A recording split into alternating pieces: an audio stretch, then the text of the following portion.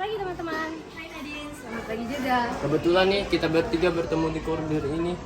Oh iya, di pelajaran PPKN dan sejarah tadi kita satu kelompok kan? Iya nih, kami berdua juga sementara bingung. Soalnya tidak dapat memikirkan satu topik untuk membahas di dalam kelompok nanti. Sama. Saya juga nggak kepikiran ide gitu buat proyek kita nanti.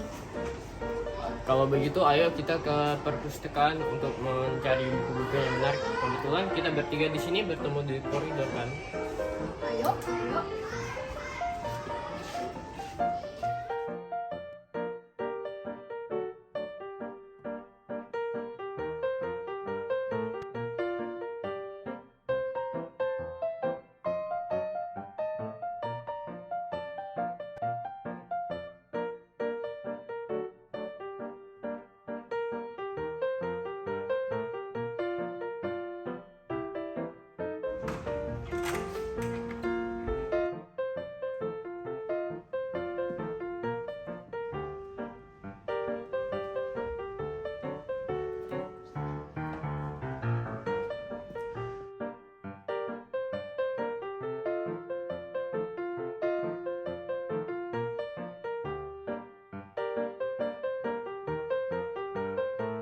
Wah ini tuh mau bagaimana Ji? Ini kita lagi bingung sekali ya.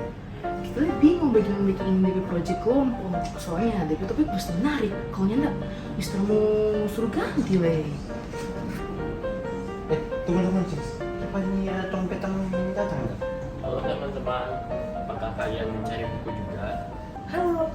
Jadi kami sih sebenarnya tidak sepenuhnya mencari buku, tapi kami itu sebenarnya sedang mencari topik untuk project PPKN dan sejarah. Ya teman-teman, kalian tadi bicara bahasa apa ya? Oh, sepertinya aku pernah mendengar bahasa tersebut, bahasa Manado kan? Iya, soalnya kami orang pindahan dari Manado, jadi terkadang kami menggunakan bahasa lokal kami. Oh, bahasa Manado itu dari Sulawesi Utara kan? Soalnya sebelumnya saya pernah membaca salah satu artikel di Blogspot. Memang benar sih apa kata Musa, tapi kenapa kamu baca artikel di Blogspot? Ini teman-teman, coba kalian lihat.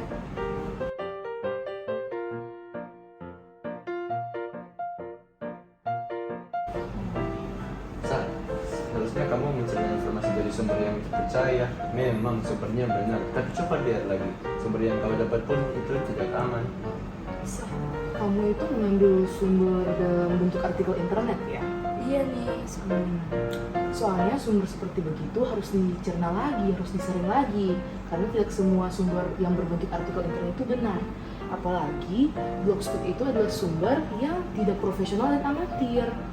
Iya benar, kan kita semua telah belajar di sesi sejarah menggunakan sumber internet yang aman, tepat dan terpercaya melalui tahapan heuristik dan verifikasi yang dikatakan oleh Mr. Westford mengenai 5 tahapan sejarah.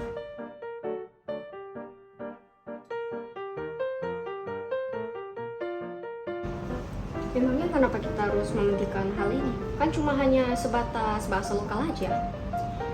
Kamu jangan begitu Nadine. Coba lihat dalam Undang-Undang Dasar Negara Republik Indonesia tahun 1945, pasal 32 ayat 1 sampai 2 mengatakan bahwa kita itu sebagai anak bangsa harus tetap melestarikan budaya-budaya lokal Indonesia walaupun zaman sekarang semakin modern dan canggih. Tapi ini kan cuma bahasa, bukan budaya yang terlihat jelas seperti peninggalan rumah, tarian, alat musik, upacara dan sebagainya, bukan? Soalnya aku pernah membaca informasi seputar hal tersebut dalam sumber artikel internet yang ini.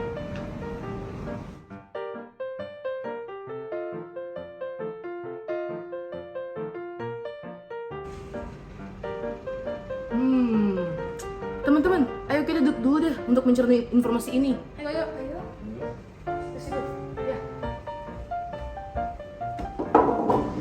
Teman-teman, karena sekarang kita sudah duduk, jadi kita itu bisa lebih mencerna lagi informasi yang tadi didapatkan. Coba lihat sumber ini nanti dapat terlihat bahwa bahasa lokal itu termasuk budaya Indonesia yang perlu dilestarikan kan? Sama halnya dengan budaya lain juga.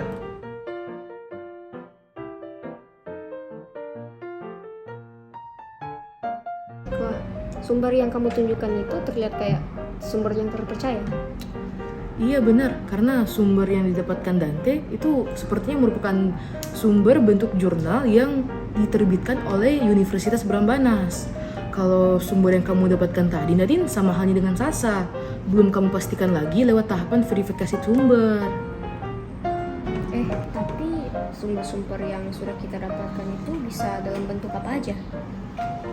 Menurut penjelasan Mr. Westford, sumber yang dapat kita kumpulkan bisa berupa bentuk tulisan seperti modul, jurnal, buku, dan artikel internet.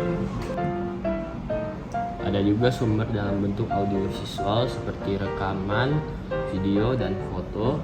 Terakhir ada pula sumber berbentuk benda seperti senjata, peninggalan sejarah, dan sebagainya. Aku mengerti. Jadi ternyata banyak juga ya bentuk sumber-sumber yang kita kumpulkan itu. Teman-teman, lihat. Aku telah menemukan sumber yang valid dan terpercaya mengenai bahasa Manado.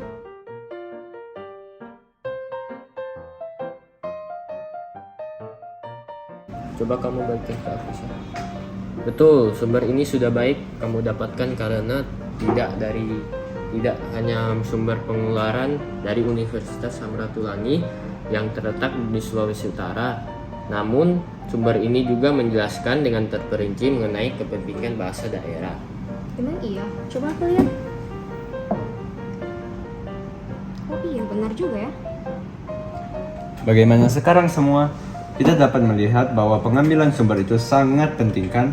Apalagi validasi bahwa bahasa daerah merupakan bagian dan budaya Indonesia yang harus dilindungi menurut Undang-Undang Dasar Negara Republik Indonesia tahun 1945 pasal 32 ayat 1 sampai 2. Iya teman-teman, aku minta maaf ya sudah menerima informasi dari sumber yang tidak terpercaya sampai terjadi kesalahpahaman. Iya nih, aku juga minta maaf ya teman-teman, karena telah mencerna sumber blogspot yang jelas-jelas tidak terpercaya. Tidak apa-apa teman-teman, tapi pada akhirnya kalian tahu kan bahwa penggunaan sumber yang valid itu sangat penting. Benar. Kalian tahu tidak teman-teman bahwa peristiwa yang baru saja terjadi mengenai bahasa daerah ini mengingatkan aku bahwa kita itu harus lebih menekankan lagi mengenai pelestarian kebahasaan daerah sebagai budaya Indonesia yang kaya. Nah, saya setuju juga. Penekanan ini harus kita laksanakan menurut Undang-Undang Nomor 24 Tahun 2009 Pasal 1 Ayat 6 yang menjelaskan bahwa bahasa daerah adalah bagian dari kehidupan masyarakat dalam wilayah setempat. Hal ini demi mengurangi terjadinya kesepelehan terhadap kepentingan bahasa daerah. Tunggu. Bagaimana kalau kita membuat proyek poster PPKN dan sejarah mengenai pelestarian budaya dalam zaman teknologi ini menurut UUD 1945? Boleh, tapi bagaimana dengan Virgi dan Dante? Mereka berdua kan tidak satu kelompok dengan kita. Begini sana, nanti kita semua berbagi ilmu dan membuat sebuah poster yang mencakup keseluruhan materi ini. Bagaimana menurut kalian berdua? Kalau aku sih oke-oke aja. Mar, Dante, menurut kalian bagaimana, Dam? Ya, enggak apa-apa sih. Yang penting tolong semua dapat dari pelajaran. Oke, kami berdua setuju. Baiklah, ayo kita memulai proyek ini. Ayo. Yes.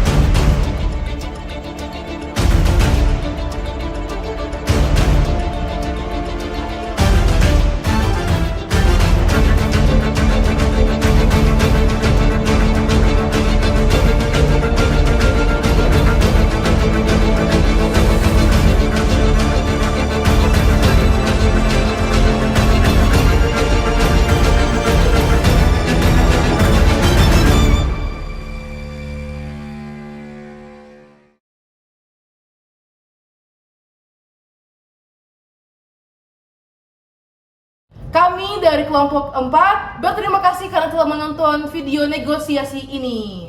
God bless. Yo!